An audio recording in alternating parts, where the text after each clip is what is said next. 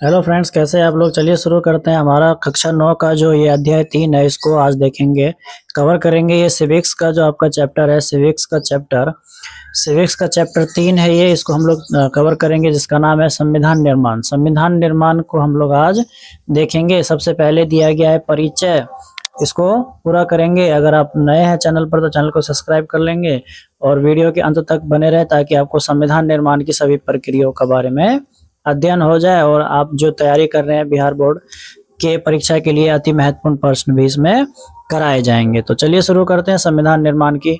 संविधान निर्माण क्या होता है, क्या उसकी जरूरत होती है, इन सभी चीज़ों के बारे में हम लोग जानेंगे। देखिए, आपका जो चैप्टर है उसमें सबसे पहले दक्षिण अफ्रीका में लोकतांत्रिक संविधान के बारे में चर्चा किया गया है, जिसमें यह बताया गया है कि जो दक्षिण अफ्रीका है, दक्षिण अफ्रीका में कैसे नेल्सन मंडेला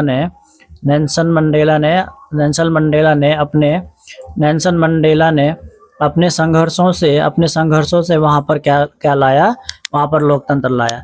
उनको पता है कि पहले जो दक्षिण अफ्रीका हुआ करता था उसमें काले गोरों का भेद हुआ करता था बहुत ज्यादा, है ना। काले गोरों का भेद हुआ करता था, जिसको रंग के आधार पर असमानता हम लोग बोलते हैं। काले गोरों का भेदभाव था यहाँ पर। इसको देखते हुए जो नेल्सन मंडेला थे, उन्होंने इसके लिए आवाज उठाई और उन्होंने इसको खत्म करने की बात कही। और अंत में जाकर के जब दक्षिण अफ्रीका लोकतंत्र हुआ तो उस समय लोकतांत्रिक सरकार बनी और वहां पर काले गोरों का भेद जो है वो खत्म हो गया। अब हम कहते हैं कि लोकतांत्रिक सरकार बनी, तो इसका मतलब क्या है, लोकतांत्रिक सरकार का मतलब क्या है, इसके बारे में जानने का इसका मतलब है कि ऐसी सरकार जो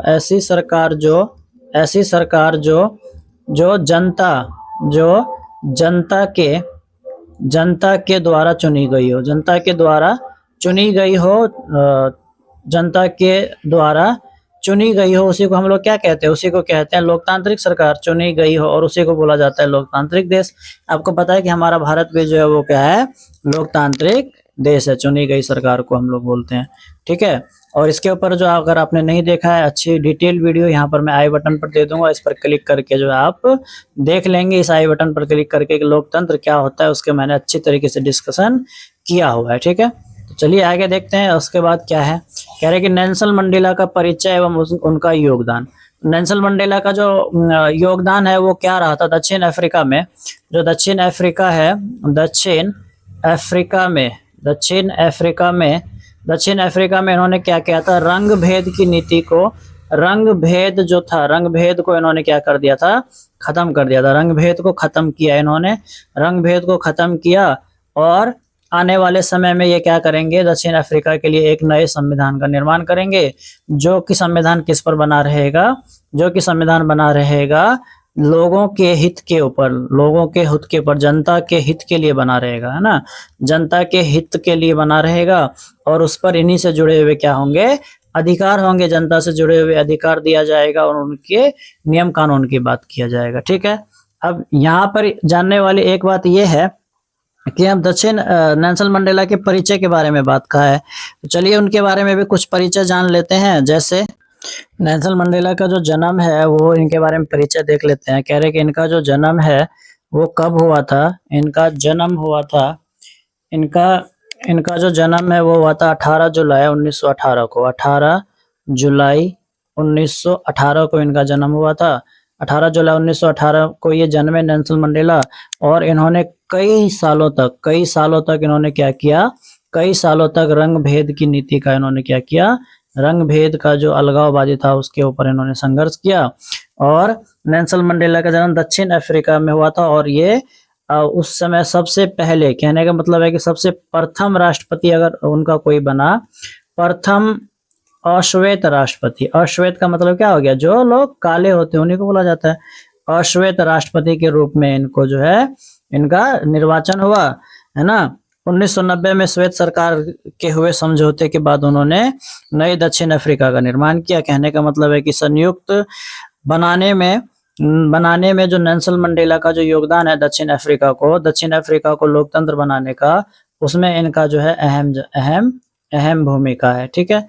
तो योगदान इनका क्या था? योगदान इनका यही है कि उन्होंने दक्षिण अफ्रीका में संघर्ष किया और वहां पर इन्होंने लोकतांत्रिक व्यवस्था का स्थापना किया। नेल्सन मंडेला के बारे में हमने देख लिया, 18 जुलाई को ये जन्मे और 14 जून 1999 को इनकी मृत्यु हो गई है ना। 14 जून 1999 को इनकी मृत्यु 14 जून 1999 को नहीं, इनका जो है मृत्यु हुआ था 5 दिसंबर 2003 को, है ना। यहाँ पे थोड़ा सा गलती हो गया, इसको करेक्शन कर देते हैं।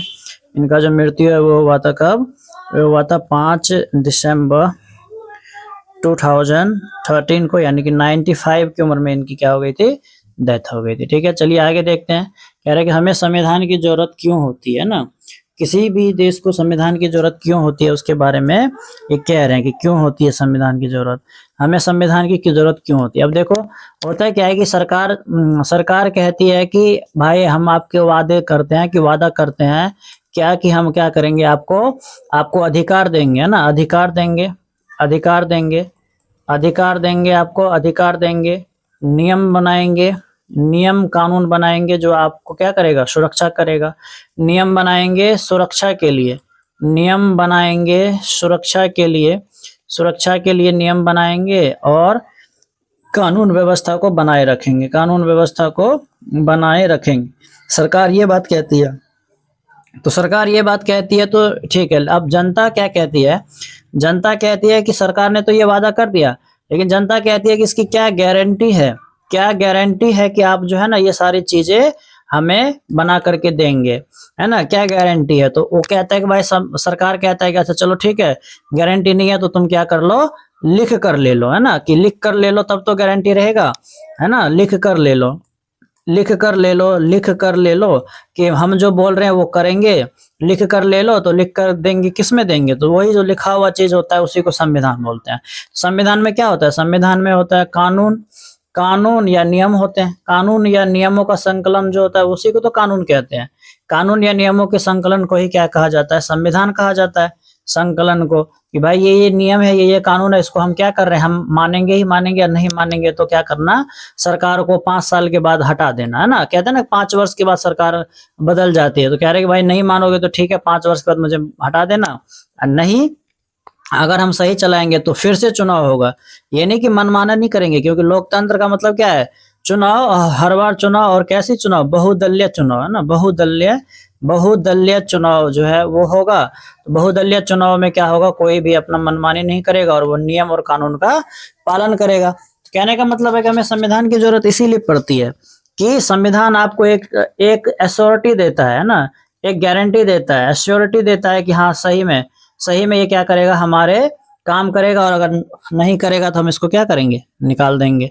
तो इसीलिए हमें संविधान की जरूरत पड़ती है, ताकि जो सरकार के द्वारा कहा जाए ना उसका एक ठोस सबूत बन जाए। ठोस सबूत के लिए हमें जो है संविधान की जरूरत पड़ती है। अब जरूरी नहीं है कि संविधान लिखा ही हुआ हो, कई ऐसे देश है जहाँ पर संविधान लिखे हुए नहीं है, लेकिन हाँ ये है कि उनका नियम है और उन नियम पे हर कोई मानता है, तो उस नियम को हम लोग लिख भी सकते हैं। तो भारत में जो है वो सबको पता है कि पूरे विश्व में सबसे विस्तृत जो संविधान है वो किसका है? हमारे देश का है। ठीक है, चलिए आगे देखते हैं।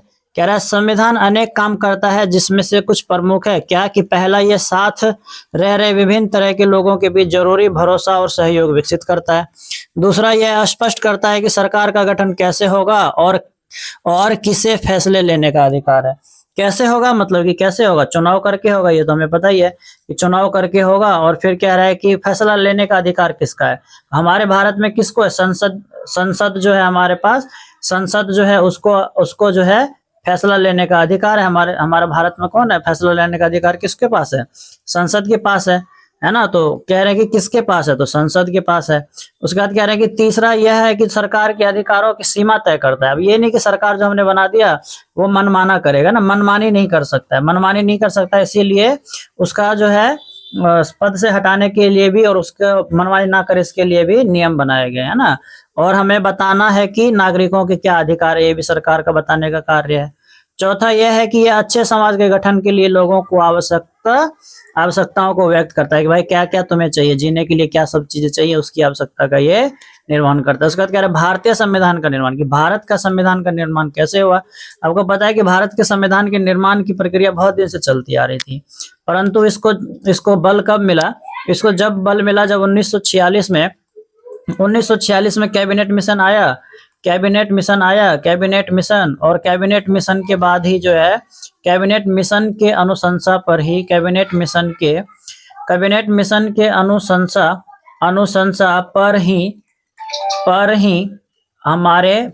भारत के संविधान का निर्माण हुआ। भारत के संविधान का निर्माण हुआ। कहने का मतलब है ये कैबिनेट मिशन आई और इसमें तो अंग्रेज भी थे, है ना। तो कहा कि नहीं, हम उसकी बात नहीं मानेंगे, क्योंकि अंग्रेज ही अगर संविधान बना देगा तो हो जाएगा वो अपनी गुलामी करना। कहे कि नहीं, इस कैबिनेट के तहत क्या होगा, हम एक संविधान सभा की गठन कर देंगे। किसका गठन कर देंगे? संविधान सभा का गठन कर देंगे, जिसका जो है एक अध्यक्ष होगा, उपाध्यक्ष होगा, और वो इस संविधान सभा ये निर्णय करेगी कि हमारा संविधान कैसा होना चाहिए। इसमें सभापति होगा, अध्यक्ष होगा और उपाध्यक्ष होगा। उपाध्यक्ष ये क्या तय करेंगे कि संविधान कैसा होगा, क्या क्या चीजें उसमें रखनी है, ये सारी चीजें कौन तय करेगा?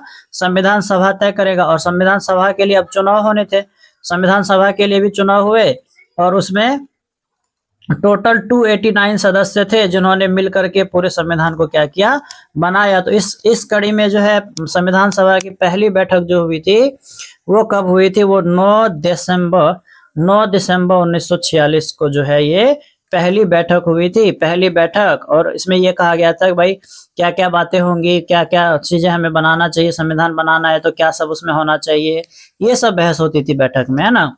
और इस समय जो हमारे अस्थाई अध्यक्ष बने थे वो बने थे कौन? अस्थाई अध्यक्ष जो बने थे वो बने थे डॉक्टर राजेंद्र प्रसाद। नहीं, अस्थाई तो बने थे डॉक्टर सच्चिदानंद सिन्हा, है ना। डॉक्टर सच्चिदानंद सिन्हा बने थे ना, अस्थाई।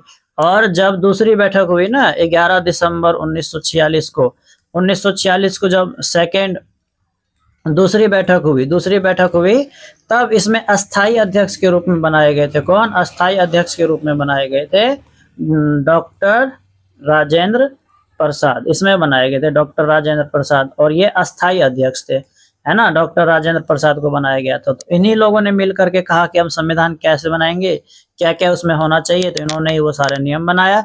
और टोटल जो है इसमें 114 दिन की बहस चली थी। 114 दिन तक बहस हुआ। जैसे मैंने आपको बताया ना, पहला 9 को हुआ, दूसरा 11 को हुआ, तीसरा 13 को हुआ, ऐसे करते करते 114 दिन बहस चला था।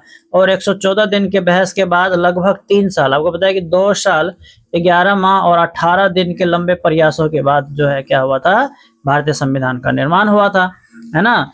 तो इसमें निर्माण करते समय बहुत लोगों ने क्या किया, बहुत लोगों ने इस पर हस्ताक्षर किए। बहुत सारे लोग यहाँ पर आकर के रहे, है ना। बहुत सारे लोग रहे, बहुत दिनों की चर्चा हुआ, वहां पर चर्चा हुआ, तर्क वितर्क किया गया कि ये रखना है तो अच्छा, ये क्यों नहीं रखना है। ये सभी बातें जो है इस बहस में होती थी। तर्क वितर्क किया गया, है ना। ये कहा गया कि लोगों के क्या क्या अधिकार है, अधिकारों को शामिल किया गया, है ना। कुछ चीजें निकाली भी गई, कुछ चीजें बाहर भी कर दिया गया कि भाई ये नहीं होना चाहिए।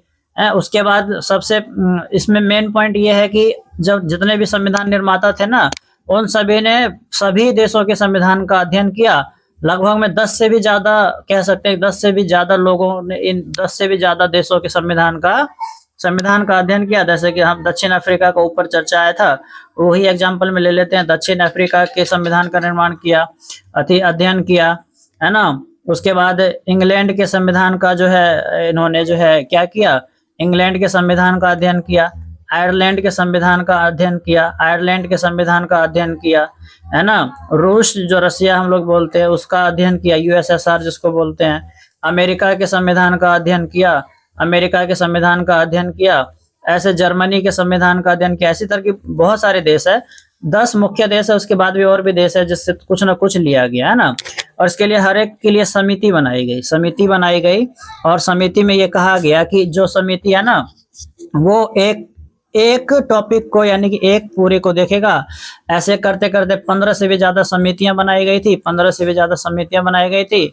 इसमें 15 से ज्यादा समितियां थी, जो हर समिति क्या करेगी, देखेगी कि क्या करना है ना। और आपको पता है कि जो प्रारूप समिति होता है, प्रारूप समिति के अध्यक्ष जो कौन थे, प्रारूप समिति के अध्यक्ष, प्रारूप समिति के अध्यक्ष आपको पता है कि किसे माना जाता है, कौन है, डॉक्टर भीमराव अंबेडकर ना, डॉक्टर भीमराव अंबेडकर इन्हें माना जाता है। और यही इन्हीं को कहा जाता है क्या, अंबेडकर, अंबेडकर इन्हीं को माना जाता है। और यही जो है क्या है, अंबेडकर, इसी को भारतीय संविधान का जनक भी इन्हीं को माना जाता है ना।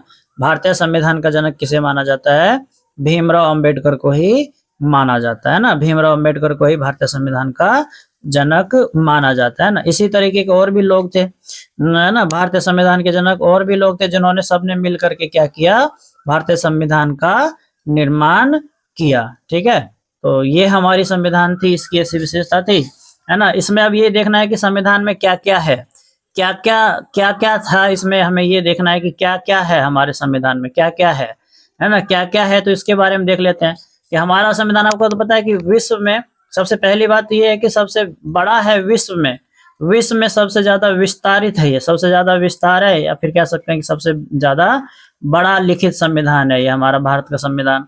दूसरा ये है कि इसमें 395 से ज्यादा अनुच्छेद है, 395 से ज्यादा क्या है, अनुच्छेद है ना, अनुच्छेद है हमारे संविधान में।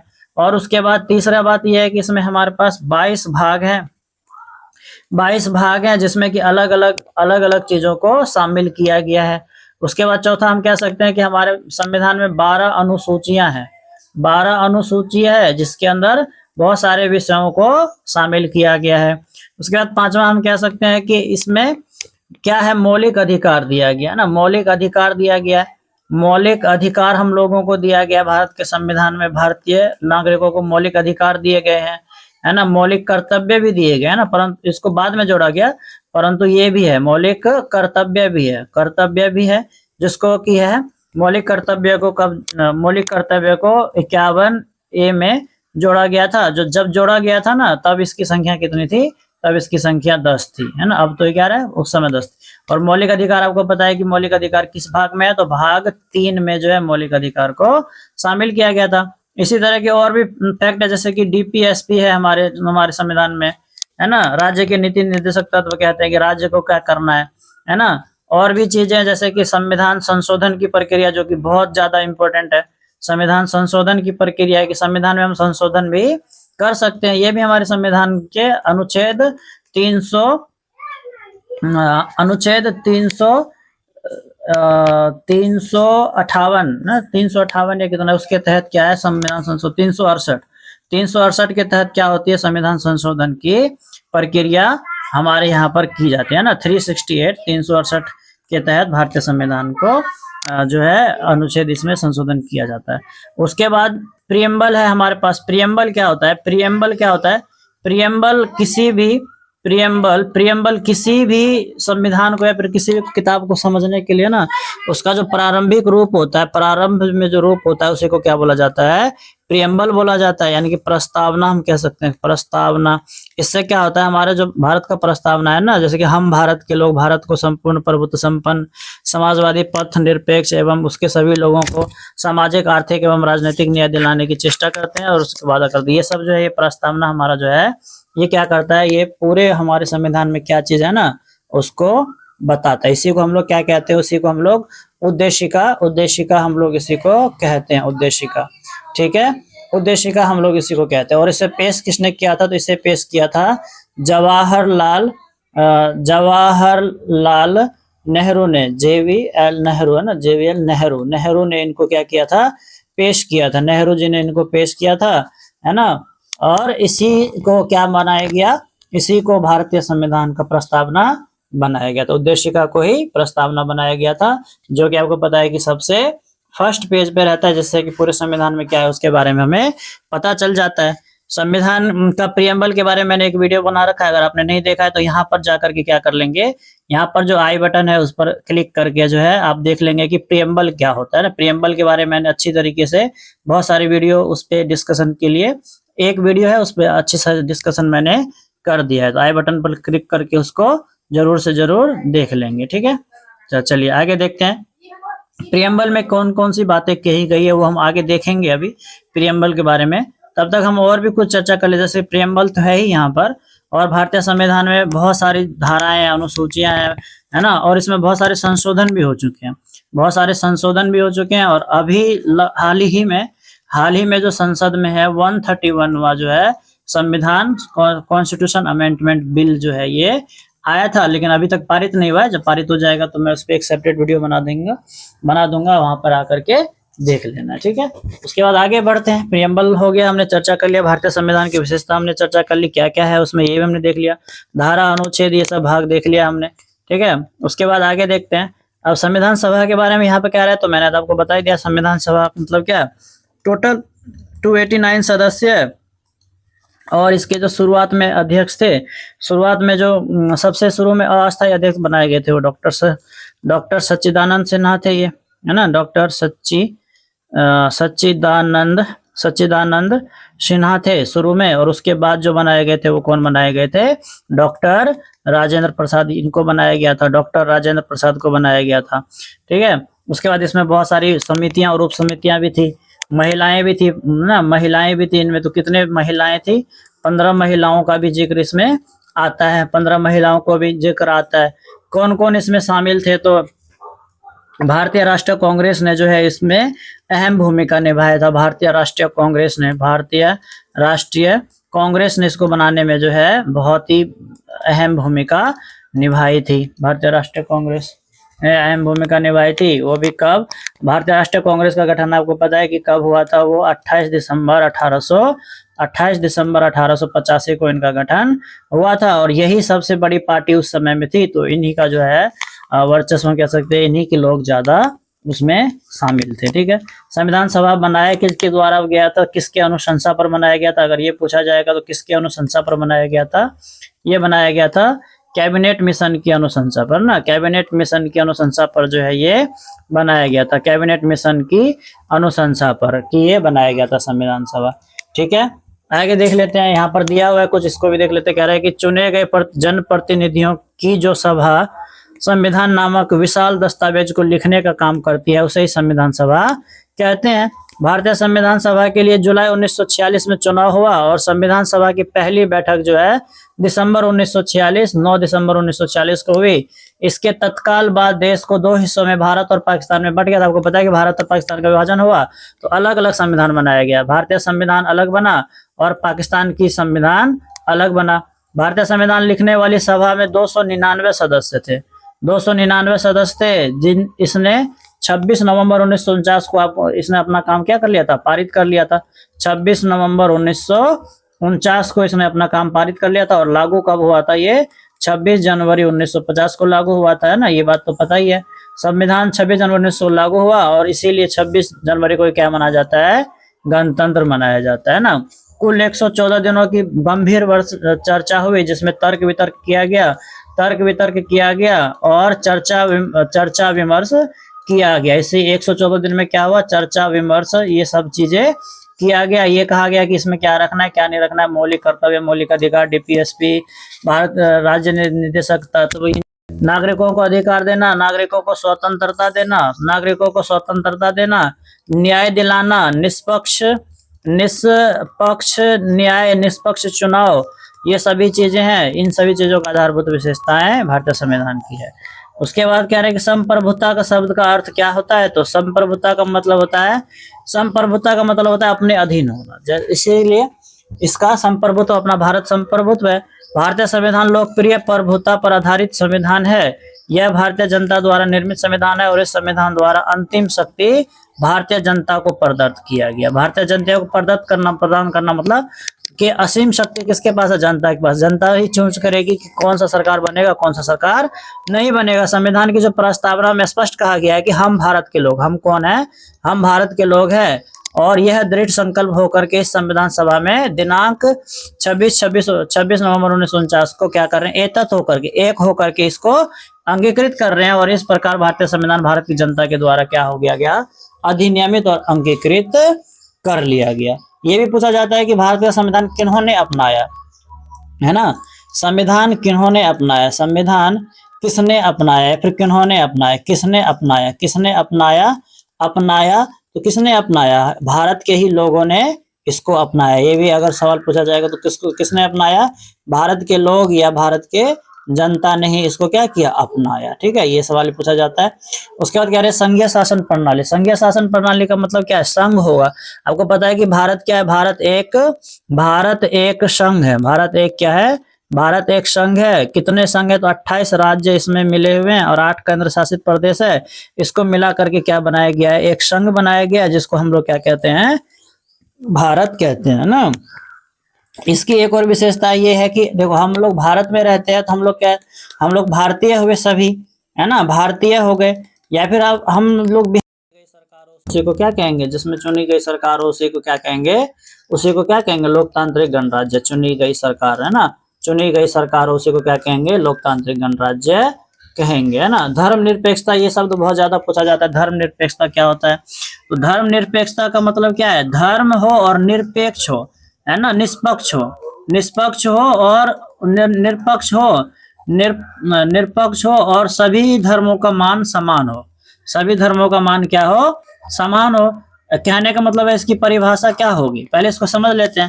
धर्मनिरपेक्ष का मतलब ऐसा देश या ऐसा राज्य जिसका अपना कोई धर्म ना हो, ना, अपना कोई धर्म ना हो, अपना कोई धर्म ना हो, और वो क्या करे, सभी धर्मों का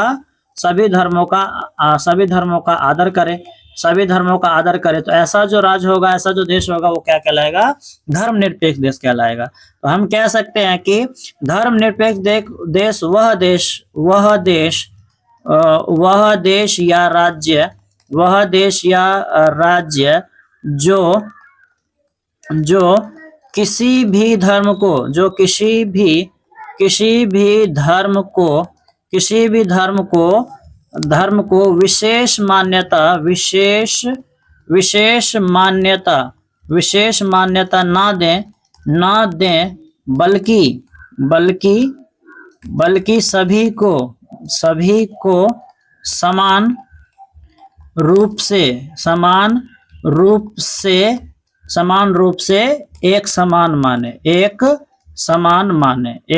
माने, सभी को मतलब किसको, सभी धर्मों को। सभी से यहाँ का मतलब है सभी धर्मों को एक माने, और सभी धर्मों को क्या करे, एक माने और एक समझे, समान माने। वैसा ही देश क्या होगा, धर्मनिरपेक्ष देश है। जैसे कि हम भारत का उदाहरण ले लेते हैं, एग्जाम्पल में हम लोग ले लेते हैं भारत। तो भारत में क्या है, भारत में आपको पता है कि हिंदू भी है, धर्म है ना, ये हिंदू है, मुस्लिम है, बौद्ध है हमारे यहाँ पर, है ना, बौद्ध है, जैन है, ईसाई है। कहने का मतलब इतना सारा धर्म हमारे यहाँ पर है। भारत ये तो नहीं कहता कि हम हिंदू राष्ट्र है, या फिर हम मुस्लिम राष्ट्र है, या फिर हम बौद्ध राष्ट्र है, हम ऐसा है, ये तो नहीं कहता। इसका मतलब क्या हो गया कि ये धर्मनिरपेक्ष देश है हमारा। कैसा देश है, धर्मनिरपेक्ष देश है। और धर्मनिरपेक्ष होने का मतलब क्या है, हम किसी भी एक धर्म के नहीं है, हम सभी धर्मों के, है ना, हम सभी धर्म का होगा, वो क्या, धर्मनिरपेक्ष राज्य कहलाएगा। उसके बाद विशालकाय लिखित संविधान।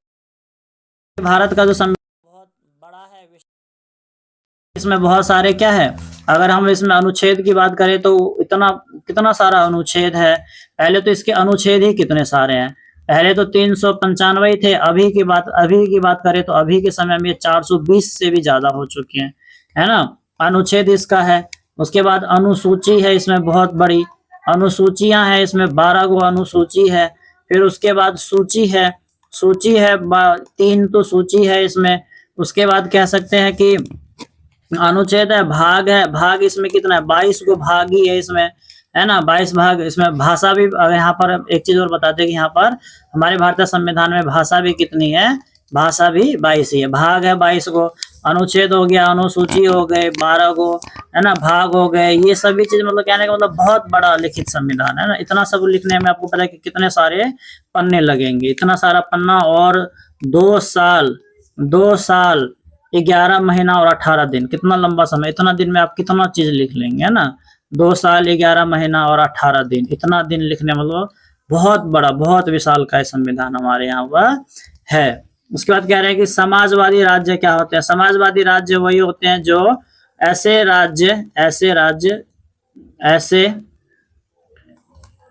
ऐसे राज्य जो समाज ऐसे राज्य जो, इसको दोबारा लिख देते हैं, ऐसे राज्य जो समाज को लेकर चलता हो, समाज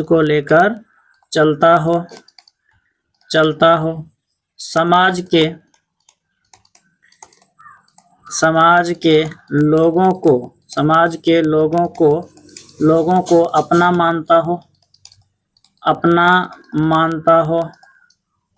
मानता हो, किसी के साथ भेदभाव नहीं करता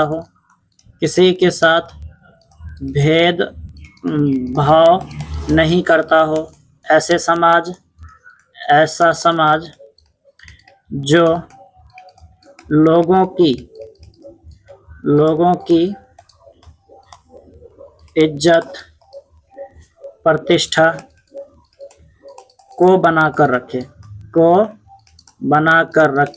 उसी को क्या कहा जाता है? समाजवादी राज्य, जैसे कि हम कह सकते हैं कि हमारा भारत है। ठीक है, उसके बाद कह रहे हैं कि संसदीय शासन प्रणाली क्या होता है। आपको पता है कि भारत भारत में क्या है? संसद है। संसद के 3 अंग होते हैं। अगर आपको नहीं पता है तो इसको भी हम लोग क्या करेंगे, अभी के अभी इसी को जान लेंगे कि भारत के संसद के 3 अंग होते हैं। वो कौन कौन से? कोई कहेगा कि भाई 2 ही होते हैं, 2 नहीं। अगर अंग पूछा जाएगा तो 3 होंगे। अंग पूछा जाएगा तो कितने होंगे? 3 होंगे। और अगर सदन पूछा जाएगा तो ये कितने होंगे? ये 2 होंगे। सदन 2 होंगे और अंग पूछा जाएगा तो वो 3 होंगे। अभी हम बता देते हैं कौन सा होगा। देखो, सदन का इधर लिख देते हैं। कहने का मतलब है कि सदन जो है वो कौन सा? एक तो लोकसभा है हमारे पास, लोकसभा है। दूसरा हमारे पास क्या है? राज्यसभा है। राज्यसभा वही जिसमें लोकसभा से भाग करके नीतीश कुमार जो हमारे सीएम थे वो राज्यसभा में आ गए, वही राज्यसभा। और तीसरा हमारे पास जो है राष्ट्रपति है ना, राष्ट्रपति हमारे पास जो है वो क्या है? राष्ट्रपति हमारे पास तीसरा अंग है ना। 2 तो सदन हो गया, इन दोनों को हम लोग सदन कहते हैं कि उच्च सदन और निम्न सदन इसी को बोला जाता है। आपको पता है कि लोकसभा को क्या कहा जाता है? लोकसभा को निम्न सदन भी कहा जाता है। निम्न सदन भी कहा जाता है इसको। भंग होने वाला सदन भी इसी को कहा जाता है। भंग होने वाला सदन भी इसी को क्या कहा जाता है? इसी को कहा जाता है भंग होने वाला सदन, भंग होने वाला। परंतु राज्यसभा को क्या कहा जाता है? राज्यसभा को उच्च सदन कहा जाता है, उच्च सदन कहा जाता है इसको, उच्च सदन कहा जाता है। और इसको भंग ना होने वाला जो है ना सदन, यही है। भंग ना होने वाला सदन यही है। ठीक है, ये सारी जो है संसदीय शासन प्रणाली का ये क्या है? ये संसदीय शासन प्रणाली हमने यहाँ पर देख लिया। उसके बाद न्यायपालिका की स्वतंत्रता, की न्याय का स्वतंत्र कितना होना जरूरी है, ये हमने देख लिया। मौलिक अधिकार, मूल कर्तव्य देख लिया। राज्य की नीति निर्देशकता तो बता दिया कि राज्य इसमें क्या करेगा? राज्य निर्धारित करेगा कि सब किसको क्या जो है काम मिलने वाला है। ठीक है, उसके बाद कह रहे हैं कि वयस्क एवं सार्वजनिक मताधिकार है ना, 18 से प्लस के लोग जो है उसको वोट देने का अधिकार, ये क्या हो जाएगा? वयस्क सार्वजनिक मताधिकार हो जाएगा। एकल नागरिकता मैंने आपको बता दिया कि बिहार में रहते हुए भी हम लोग क्या है? हम लोग भारत के निवासी हैं, यानी कि हम लोग को क्या एकल नागरिकता मिला हुआ है। एक राष्ट्रभाषा की व्यवस्था ये अभी तक लागू नहीं हुई है। कह रहे हैं कि एक राष्ट्रभाषा होगा, जैसे हम लोग हिंदी कह रहे हैं, है ना, हम लोग हिंदी कह रहे हैं। कई लोग कह रहे हैं कि भाई हिंदी नहीं होगा, कुछ और भाषा होंगे। इसी तरीके का एक राष्ट्रभाषा अभी जो है नहीं बना है ना। तो ये चीज अभी नहीं बना है, लेकिन बहुत जल्दी कह रहे हैं कि ऐसा हो जाएगा। लेकिन ये होना बहुत ज्यादा क्या नहीं है, संभव नहीं है ना। ये बहुत ज्यादा होना संभव नहीं है, क्योंकि हिंदी सिर्फ उत्तर भारत के लोग बोलते हैं और दक्षिण भारत के लोग जो है कुछ और बोलते हैं। ये पूरा देश में लगाना इस तरह से विरोधाभास की स्थिति में है ना। लागू होगा, कैसे होगा नहीं पता, लेकिन देखो होगा कि भी नहीं ये भी नहीं मालूम है। ठीक है, चलिए आगे देखते हैं। यहाँ पर प्रश्नावली है, पूरा चैप्टर मैंने आपको एक्सप्लेन कर दिया है, शॉर्ट में एक्सप्लेन किया है ताकि टाइम भी ज़्यादा ना लग पाए। शॉर्ट में एक्सप्लेन किया है, तो बताइएगा कि कैसा लगा है। वीडियो पसंद आया हो तो वीडियो को लाइक कर देंगे, और चैनल पर नए हैं तो चैनल को क्या कर लेंगे, सब्सक्राइब कर लेंगे, ताकि आने वाले और भी वीडियो आपको क्या हो जाए, पहुँच जाए। बिहार बोर्ड के लिए BSEB के लिए तैयारी करने के लिए इससे अच्छा प्लेटफॉर्म आपको कहीं नहीं मिलेगा, है ना। सबसे 1 नंबर प्लेटफॉर्म कृष्णा क्लासेस पर आपको सभी चीजें मिल जाएगी। तो सब्सक्राइब कर लेंगे इस चैनल को और आने वाले सभी वीडियो को ध्यान से देखेंगे।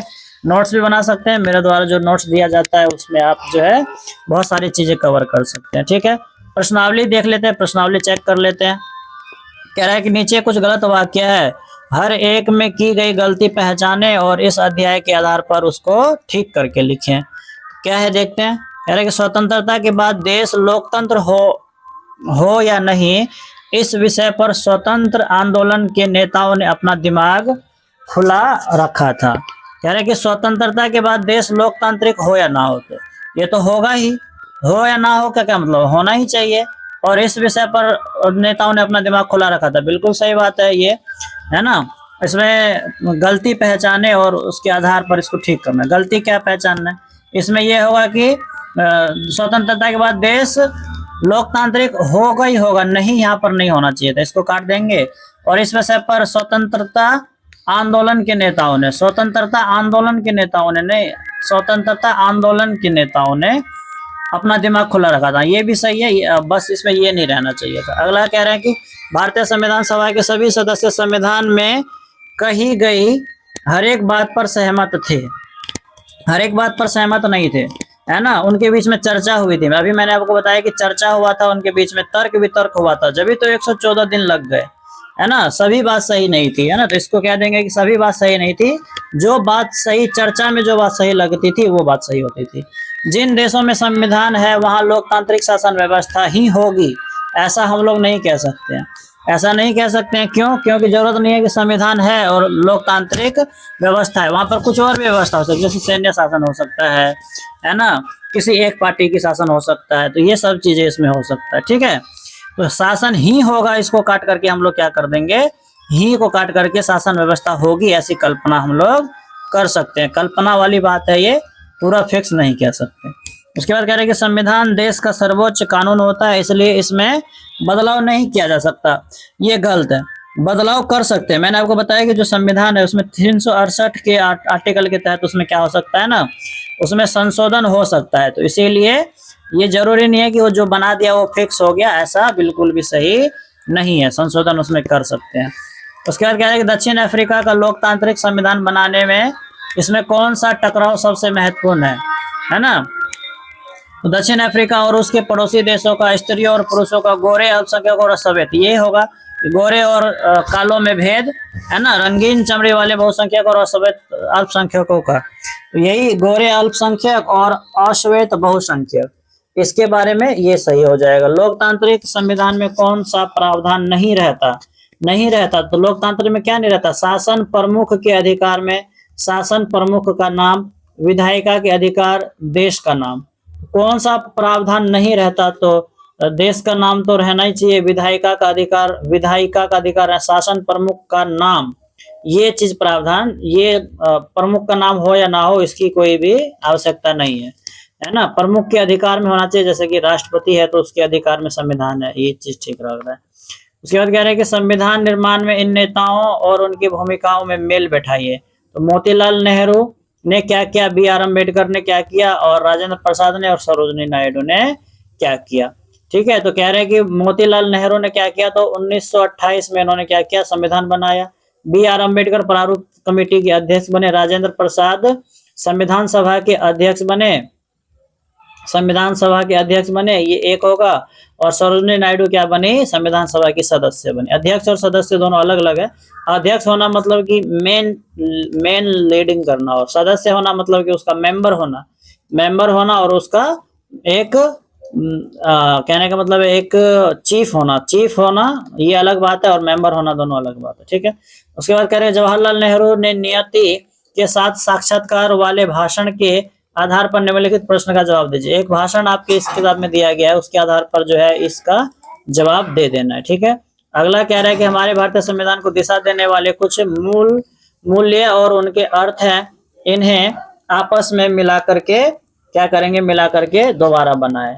तो संप्रभु का मतलब क्या होता है, सरकार किसी धर्म के निर्देशों के अनुसार काम नहीं करेगी, ये तो धर्मनिरपेक्ष का हो गया, इसका हो गया ये, है ना। गणतंत्र, फैसले लेने का सर्वोच्च अधिकार लोगों के पास होगा, तो गणतंत्र ये तो सही लग रहा है ना। शासन प्रमुख एक चुना हुआ व्यक्ति हो। शासन प्रमुख एक चुना हुआ, तो गणतंत्र के लिए ये हो जाएगा और संप्रभु के लिए ये हो जाएगा, सर्वोच्च अधिकार वाले लोगों के पास हो संप्रभु, है ना। उसके बाद बंधुत्व बच गया, तो बंधुत्व के लिए क्या हो जाएगा, लोगों को आपस में परिवार की तरह रहना है। बंधुत्व मतलब क्या, भाईचारा, बंधुत्व मतलब भाईचारा। कुछ दिन पहले नेपाल से आपने एक मित्र के यहाँ, अच्छा ये सब है, ये सब पढ़ के बन जाएगा, ठीक है। उसके बाद कह रहे हैं कि भारत के लोकतंत्र के स्वरूप विकास के प्रमुख कारणों के बारे में कुछ अलग अलग विचार इस प्रकार हैं। कथन को लोकतांत्रिक व्यवस्था के कितना महत्वपूर्ण कारण है ये बताना है। इसको पढ़ करके क्या कर लेना है, सही कर लेना है। अगर आपने वीडियो पूरा देखा है तो ये सारे सवाल क्या हो जाएंगे, बन जाएंगे। निम्नलिखित कथनों पर विचार करिए, आप उससे सहमत है कि नहीं, है तो उसका कारण भी बताना है। कह रहे हैं कि संविधान के नियमों की हैसियत किसी भी अन्य कानून के बराबर है ना। संविधान का जो नियम है उसकी हैसियत क्या है, किसी भी कानून से बराबर है। तो ये तो बात सही है। उसके पीछे कारण क्या है कि संविधान सर्वोपरि होना चाहिए ना। संविधान क्या होना चाहिए, सर्वोपरि होना चाहिए, नहीं तो उसी को क्या करेगा, हर कोई कहेगा कि संविधान को ही बदलो, है ना। संविधान बताता है कि शासन व्यवस्था के विभिन्न अर्थों का गठन किस तरह करना है, ये बात सही है। नागरिकों के अधिकार और सरकार की सत्ता की सीमाओं का उल्लेख भी संविधान में ही स्पष्ट किया गया है ना, क्योंकि अगर कोई भी चीज स्पष्ट नहीं रहेगा तो उसके बारे में पता नहीं चलेगा कि क्या करना है या क्या नहीं करना है, तो इसीलिए स्पष्ट है।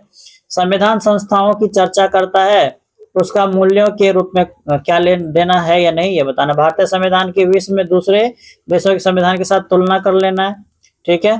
तो चलिए खत्म करते हैं हमारा आज जो है ये पार्ट क्लास 9 का जो चैप्टर है सिविक्स का जो चैप्टर 3 था, ये भारतीय संविधान या फिर संविधान क्या होता है उसके बारे में हम लोगों ने देखा। अभी संविधान निर्माण कैसे हुआ, कैसे कैसे लोगों ने इसमें अपना योगदान दिया, किन किन लोगों ने इसमें भाग लिया, सभी हमने इसमें चर्चा किया है, ठीक है।